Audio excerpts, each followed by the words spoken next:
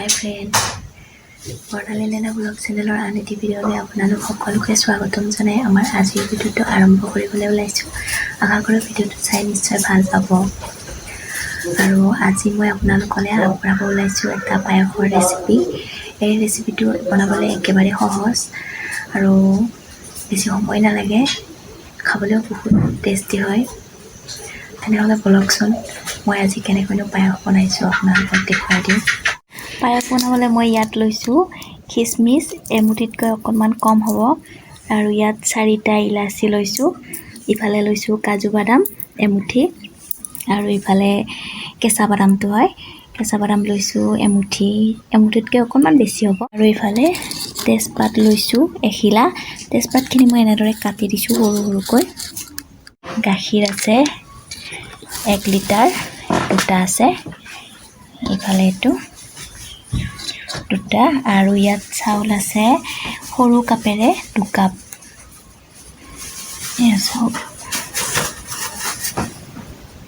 এতিয়া মই বনাবলৈ ষ্টাৰ্ট কৰি দিওঁ। এতিয়া মই চচপেন পাতি দিছোঁ,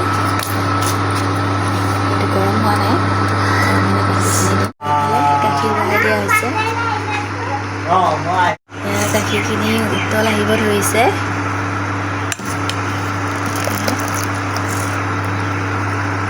ইয়াত তেজপাত কেইটা দি দিম আৰু বাদামখিনি দিম।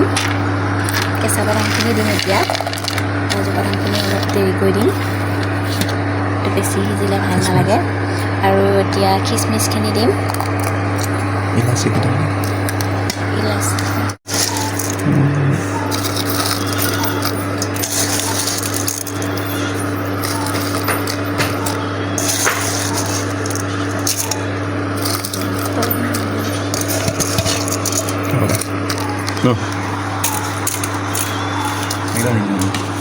এইখিনি অলপ ভালদৰে লৰাই দিব লাগিব। এনেদৰে লৰাই থাকিব লাগিব, নহ'লে তলত লাগি গ'লে খাবলৈ বেয়া লাগিব। সেইটো কাৰণে এনেদৰে ভালদৰে লৰাই থাকিব লাগিব।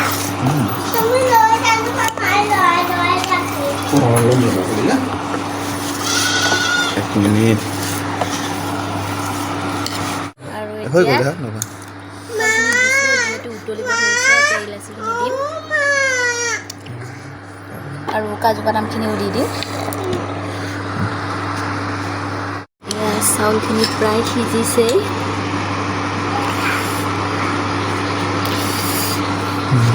সিজি গৈছে। এতিয়া ইয়াত চেনি দিম। এতিয়া ইয়াত মই 2 কাপতকৈ অকণমান বেছি চেনি দিম। চাউলৰ পৰিমাণটো বেছি আছে, চেনি অলপ কমকৈ দিব লাগিব।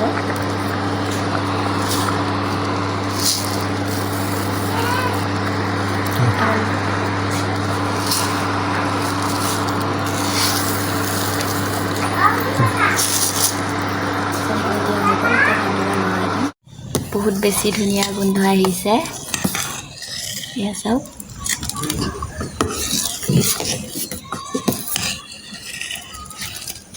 ঠাণ্ডা হ'লে অলপ গোটা হ'ব। এতিয়া অলপ পনীয়াকৈ ৰাখিছোঁ।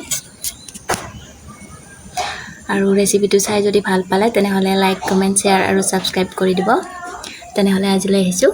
Bye bye.